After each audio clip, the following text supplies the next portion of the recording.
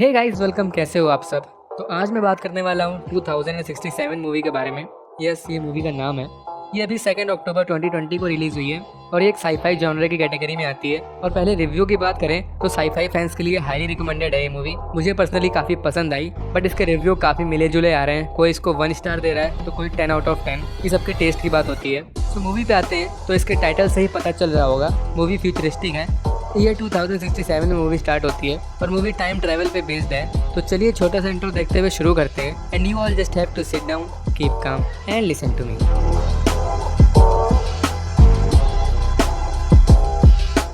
सो movie में सबसे पहले दिखाया जाता है कि ईयर 2055 चल रहा होता है और दुनिया की लगी पड़ी है और एक एक करके सारी कंट्रीज खत्म हो जाती हैं। सिर्फ त्रिवेदी बचता है, मतलब ऑस्ट्रेलिया बचता है। और ह्यूमन काइंड के लिए सबसे बड़ी प्रॉब्लम ऑक्सीजन होती है। दुनिया की हालत इतनी खराब हो चुकी होती है कि ऑक्सीजन पूरी तरह से खत्म हो चुकी होती है, एकदम गायब। इसलिए सब मर रहे होते हैं और सरवाइव करने के लिए सबको एक कंपनी जिसका नेम होता है क्रोनिकॉर्प, इसके द्वारा बनाई गई आर्टिफिशियल ऑक्सीजन का यूज करना पड़ रहा होता है। और ऑब्वियसली गरीब लोग ये ऑक्सीजन अफोर्ड नहीं कर पा रहे होते हैं, इसीलिए ऑक्सीजन के लिए क्राइम रेट काफी बढ़ गया होता है। और फिर क्रोनिकॉर्प कंपनी को रियलाइज होता है कि वो इतनी आर्टिफिशियल ऑक्सीजन नहीं बना पाएंगे कि हर एक इंसान को बचाया जा सके। इसलिए डॉक्टर रिचर्ड वाइट और अदर साइंटिस्ट को हायर करते हैं जो कि एक मशीन बनाते हैं और ट्राई करते हैं कि फ्यूचर में किसी से कांटेक्ट कर पाए अगर कोई जिंदा बचा हो और वो हमें बता पाए कि उन्होंने इस ऑक्सीजन पेंडेमिक को कैसे सरवाइव किया। और ये लोग सक्सेसफुल भी हो जाते हैं। ये 2474 से इनको रेडियो वेव्स के थ्रू एक मैसेज आता है, बट मैसेज में लिखा होता है सेंड ईथन वाइट। सब कंफ्यूज हो जाते हैं कि आखिर ये ईथन वाइट कौन है और 400 साल बाद वाले बंदे को, फ्यूचर वाले बंदे को इस इंसान से क्या चाहिए। तो ईथन वाइट इन्हीं डॉक्टर रिचर्ड वाइट का 8 साल का लड़का होता है। बट फिर कुछ टाइम बाद डॉक्टर रिचर्ड वाइट मिसिंग हो जाते हैं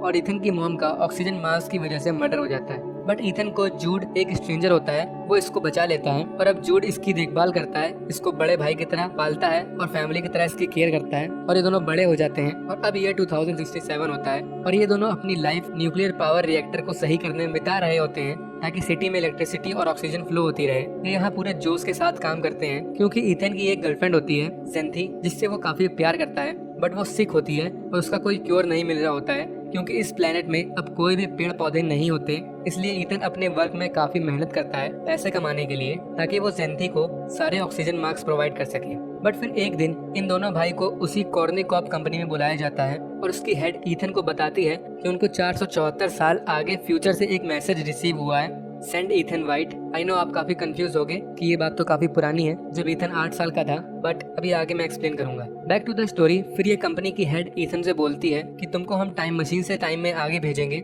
जैसा वहाँ के लोग चाहते हैं और तुम उन लोगों से मिलोगे और पता करोगे कि सर्वाइव कैसे करें इस पेंडेमिक को।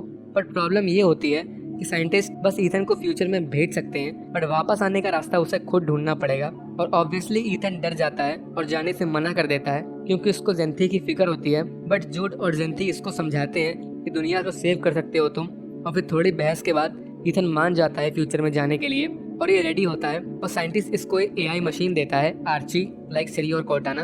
और टाइम मशीन का यूज करके ईथन को फ्यूचर में फेंक देते हैं और ये आसमान से वहाँ गिरता है, बट इसको कुछ होता नहीं है इसके सूट की वजह से, लेकिन इसका सूट जल जाता है। और वहाँ ये जंगल में होता है तो ये काफी खुश होता है क्योंकि इसको ऑक्सीजन मिल रही होती है। और लगभग 400 साल बाद अर्थ ने अपने आप को वापस हील कर लिया होता है। बट वहाँ लिविंग लाइफ का ईथन को कोई नामो निशान नहीं मिल रहा, ना कोई एनिमल का, ना कोई इंसान का। और ईथन का मेन पर्पस फ्यूचर में आने का ये होता है कि इसको अपनी गर्लफ्रेंड की लंग सिकनेस के लिए क्योर ढूंढना होता है। और इसको वहाँ एक स्ट्रेंज चीज दिखती है, इसको एक स्केलेटन पड़ा दिखता है जो कि यही होता है। उसके सूट में इसी का नेम लिखा होता है, ईथन वाइट, और हेड में बुलेट का होल होता है। पहले तो इसे बिलीव नहीं होता, बट ईथन के हैंड में एक रिस्ट बैंड होता है, लाइक ओमनीट्रिक्स, जो कि इसके डैड ने इसे बर्थडे में गिफ्ट की थी, इसके हाथ में चिपका दी थी एक्चुअली। और ये रिस्ट बैंड कभी नहीं निकलता, ये इसके हैंड में बोन से जाके चिपक गया था। और ईथन को उस स्केलेटन के हाथ में भी सेम रिस्ट बैंड दिखता है, जिससे कंफर्म हो जाता है कि स्केलेटन इसी का है। बट इस मरे हुए ईथन के रिस्ट बैंड में ग्रीन लाइट जल रही होती है और जिंदा ईथन के बैंड में रेड लाइट। और जैसा इस जिंदा ईथन के पास एक आर्ची होता था, सेम इसके स्केलेटन के पास भी एक बहुत ओल्ड आर्ची होता है, बट वो वर्क कर रहा होता है। और ईथन उसमें लास्ट ऑडियो रिकॉर्डिंग सुनता है तो एक आदमी ईथन को मार रहा होता है और गन की आवाज आती है। और जैसे आपको इस टाइम कुछ समझ नहीं आ रहा है, सेम ईथन को भी कुछ समझ में नहीं आ रहा था, like what the hell is going on. But और फिर आर्ची की हेल्प से ईथन वहाँ सराउंडिंग में घूमता है और फिर रात में एक बेरी खा लेता है जो कि एक्चुअली एक पॉइजनस बेरी थी। और ईथन को बहुत पेन होता है और वो काइंड ऑफ मरने लगता है। बट तभी आसमान से कुछ चमकता हुआ जमीन में गिरता है और एक आदमी आता है जो कि ईथन को मरने से बचा लेता है इसको एंटीडोट देके। और ये आदमी जूड होता है। ये एक्चुअली वही लैब से स्पेशली ईथन को मरने से बचाने के लिए फ्यूचर में आता है। और फिर ये दोनों आर्ची की हेल्प से एक बंकर में पहुंचते हैं और बंकर ईथन की आई चेक करके गेट ओपन करता है और ये दोनों अंदर जाते हैं और सिस्टम स्क्रीन में वेलकम ईथन वाइट लिखा होता है और बंकर ईथन के हाथ में लगे रिस्ट बैंड से डीएनए मैच करता है और ये बंकर एक्टिवेट हो जाता है और इसकी रिस्ट बैंड की भी लाइट रेड से ग्रीन हो जाती है। और ये जगह एक्चुअली वही लैब होती है जहाँ पास्ट में इस टाइम मशीन रखी है। और अब इतना तो समझ गए कि ये बंकर सिर्फ ईथन की डीएनए से ही खुलता है, तो फिर वो फ्यूचर में मैसेज किसने भेजा इनको 2067 में। खैर, और जूड टाइम मशीन देख के खुश हो जाता है क्योंकि अब ये पास्ट में मतलब अपने टाइम में वापस जा सकते हैं। और फिर ईथन लैब के ओल्ड लॉग्स चेक करता है जिसमें उसके डैड की होलोग्राफिक रिकॉर्डिंग्स होती हैं उसी दिन की जब इनको ये मैसेज रिसीव हुआ था सेंड ईथन वाइट वाला। और इसके डैड बताते हैं कि हम फ्यूचर में चीजें नहीं भेज सकते क्योंकि पावर सप्लाई की प्रॉब्लम होती है रिसिपिटेंट वाली साइड में जहां अभी ईथन है। इनकी टाइम मशीन में प्रॉब्लम होती है और तभी 2474 की लैब में 4 घंटे का काउंटडाउन शुरू हो जाता है टाइम मशीन के चालू होने का और इन दोनों को वापस घर जाने का। बट तभी इस सिटी की पावर सप्लाई गायब हो जाती है और इनके पास 4 घंटे होते हैं इसको सही करने के लिए, वरना ये दोनों वापस नहीं जा पाएंगे अपने टाइम में। इसलिए इनको सिटी के न्यूक्लियर रिएक्टर को जाके सही करना होगा ताकि पावर वापस आ सके। और ये दोनों निकलते हैं और सिटी को जाके फर्स्ट टाइम देखते हैं तो ह्यूमन काइंड पूरी तरह से खत्म हो चुकी होती है। एक इंसान का नामो निशान नहीं होता है। और ईथन पहले जेंथी के क्लासरूम जाता है जहाँ इसकी वाइफ का स्केलेटन और उसके स्टूडेंट्स के स्केलेटन पड़े होते हैं। तो ईथन पूरी तरह से टूट जाता है और एक्चुअली यहाँ से मोस्ट कंफ्यूजिंग चीज स्टार्ट होती है जब ईथन अपने सो कॉल्ड भाई से ही बहस करने लगता है, उस पे ही शक करने लगता है कि तुम यहाँ क्यों आए, कॉर्निकॉर्प कंपनी ने मेरी जान बचाने के लिए कोई मेडिक या कोई सोल्जर क्यों नहीं भेजा, उन्होंने तुमको क्यों भेजा। और फिर ईथन फिर से उस आर्ची की रिकॉर्डिंग सुनता है तो इसको रियलाइज होता है अदर पर्सन जो ईथन को गोली से मार देता है वो एक्चुअली जूड की ही वॉइस होती है और जूड को कोई आइडिया नहीं होता है कि यहाँ क्या चल रहा है। और जूड गन निकाल के ईथन के ऊपर तान देता है। अब ये गन कहाँ से आई, really what the hell is going on. But Jude Ethan से बोलता है कि वो गन तुमको मारने के लिए नहीं बल्कि तुम्हारी प्रोटेक्शन के लिए यहाँ लाया है। और वो बोलता है कि हम दोनों ब्रदर्स हैं जब से तुम्हारे पेरेंट्स मर गए। तो ईथन कन्विंस हो जाता है और फिर ये दोनों वापस अपने टारगेट पर फोकस करते हैं और पावर सेंटर की तरफ जाते हैं और थोड़ी प्रॉब्लम्स के बाद पावर सप्लाई सही कर देते हैं। और वापस आने के बाद इन दोनों भाई में फिर बहस होने लगती है क्योंकि ईथन को एक ही चीज खटक रही होती है कि उसकी बॉडी, डेड बॉडी अभी तक यहाँ क्यों है। ईथन को ऐसा लग रहा होता है कि ये फेट है और इसका मरना तय है जूड के हाथों। बट जूड का स्टिल यही कहना होता है कि तुम पॉइजन से मर ही गए थे बट मैंने तुम्हें आके बचाया, तो फेट को धोखा दे चुके हैं हम। लेकिन ईथन का कहना होता है कि अगर फेट को धोखा दे चुके हैं हम तो उसकी डेड बॉडी को यहाँ से गायब हो जाना चाहिए। मतलब हम सब जो कर रहे हैं वो ये मरा हुआ ईथन कर चुका है और एट लास्ट में मैं भी मर जाऊंगा और ह्यूमन काइंड भी खत्म हो जाएगी क्योंकि इन दोनों को यहाँ कोई इंसान नहीं दिखा था और उस इंसान का भी पता नहीं चला था इनको जिसने सेंड ईथन वाइट का मैसेज पास में भेजा था।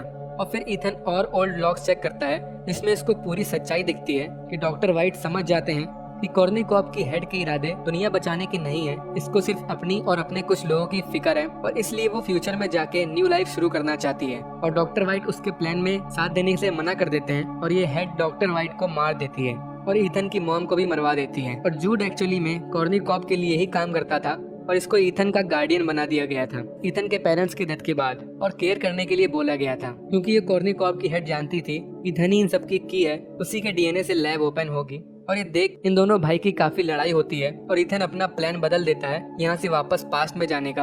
और फ्लैशबैक में पास्ट के 2067 का सीन दिखाते हैं कि कॉर्निकॉर्प की हेड रेडी होती है ईथन के वापस आने के लिए और उसने कुछ लोग जमा कर लिए होते हैं जिनको ये फ्यूचर में ले जाने के लिए तैयार कर रही होती है और अपना तो खुद जाती है। और इसका प्लान था जब ईथन यहाँ आएगा तो उसको गोली मार देंगे और हम फ्यूचर में चले जाएंगे। बट इस टाइम ईथन काइंडा समझ गया था कि अगर ये वापस गया तो वो लोग मुझे मार देंगे। बट जूड का कहना होता है वापस चलो और अब जूड ईथन पे गन तान देता है, को मारना ही वाला होता है क्योंकि वो प्लान के हिसाब से नहीं चल रहा होता। बट ईथन जूड के लिए सच में छोटे भाई जैसा होता है और ईथन बोलता है कि हम दुनिया बदल सकते हैं, इसलिए जूड अपने आप को रोकने के लिए अपना ही भेजा उड़ा देता है ताकि वो ईथन को कुछ न कर सके। और ईथन जाके स्क्रीन पे वही मैसेज टाइप करता है, सेंड ईथन वाइट। जी हाँ, जिस आदमी को ये ढूंढ रहा था, जिसने ये मैसेज भेजा होता है, वो एक्चुअली यही होता है। इसी ने पास्ट में वो मैसेज भेजा था। आप सबने डार्क देखी होगी, पास्ट फ्यूचर प्रेजेंट सब कनेक्ट होते हैं और ये अपने आप को वापस अपने टाइम में भेजने की जगह पेड़ पौधे वापस पास्ट में भेज देता है और वो रिकॉर्डिंग भी भेजता है जिसमें ये हेड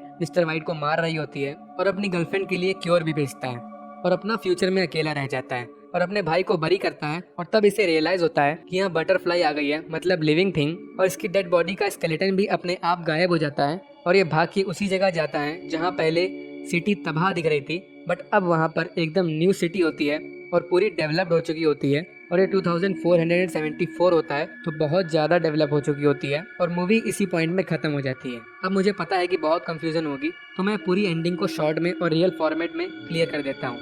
छोटा इथन और उसके पापा डॉक्टर वाइट, इन दोनों की फादर सन रिलेशनशिप बड़ी अच्छी होती है, बट डॉक्टर वाइट के पास और भी काम होते हैं, लाइक टाइम मशीन बनाने के और फ्यूचर में लोगों से कांटेक्ट करने के, और ये सक्सेस भी हो जाते हैं। बट जब फ्यूचर से इनको फर्स्ट मैसेज आता है कि सेंड इथन वाइट, तो डॉक्टर टेंशन में आ जाते हैं और सबसे पहले जाके अपने बेटे के हाथ में वो रिस्ट बैंड चिपका देते हैं ताकि यही उस लैब को एक्टिवेट कर सके, और फिर इसकी फैमिली को मार देते हैं कॉर्निकॉप कंपनी वाले, क्योंकि मिस्टर वाइट उनके साथ काम करने से मना कर देते हैं। और इथन अब इस कंपनी के लिए सबसे ज्यादा इम्पोर्टेंट होता है, इसलिए जूड को ये लोग इथन की परवरिश के लिए असाइन करते हैं और वो इसको सेफ रखता है। और फिर जब वो बड़ा हो जाता है तो उसे टाइम मशीन से फिर फ्यूचर में 474 साल बाद भेजा जाता है ताकि वो इनकी हेल्प कर दे। बट एट लास्ट इथन को समझ आ जाता है कि कॉर्निकॉप के रियल इरादे कुछ और हैं और इथन को प्लान के हिसाब से वापस आना होता है पास्ट में, बट ये नहीं जाता और जूड अपने आप को इथन को मारने से रोकने के लिए खुद की जान ले लेता है। और अब बात आती है कि इथन का स्केलेटन वहाँ क्यों था और वो कहाँ गायब हो गया। तो मेरी थ्योरी के हिसाब से कि उस कॉर्निकॉप की हेड ने बोला था कि जब इथन टाइम मशीन से इस टाइम में वापस आए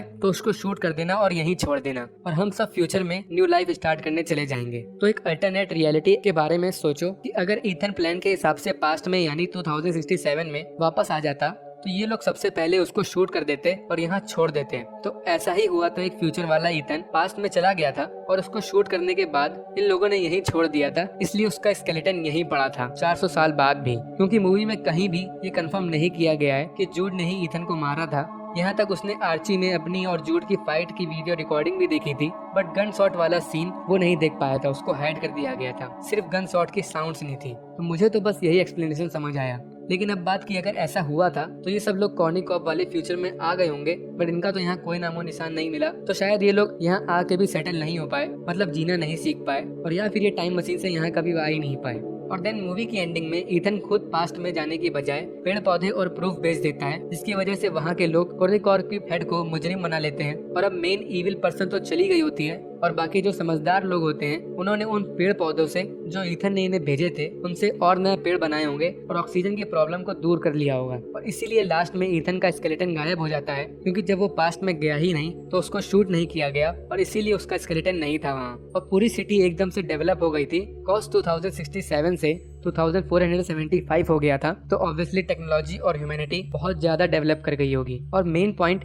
कि आखिर वो मैसेज फ्यूचर से इथन ने पास्ट में क्यों भेजा था, तो ये भी सिंपल है, क्योंकि वो जानता था वो जिसको ढूंढने फ्यूचर में आया था, जिसने ये मैसेज भेजा था, वो ये खुद ही था। तो अगर ये पास्ट में मैसेज ना भेजता तो ये सब होता ही ना जो अभी ये हो रहा है, और पास्ट प्रेजेंट फ्यूचर सब कनेक्ट होते हैं तो कोई और ही अल्टरनेट रियलिटी क्रिएट हो जाती, इसीलिए इसको वो मैसेज भेजना ही पड़ा। फाइनली खत्म। सो गाइस, आई होप कि आपको सब समझ आ गया होगा। कमेंट करके बताना कैसी वीडियो लगी, एंड इस वीडियो के लिए इतना ही। पसंद आई तो लाइक कर देना एंड शेयर कर देना, एंड सपोर्ट के लिए प्लीज सब्सक्राइब कर देना। सो सी यू सून, बाय बाय।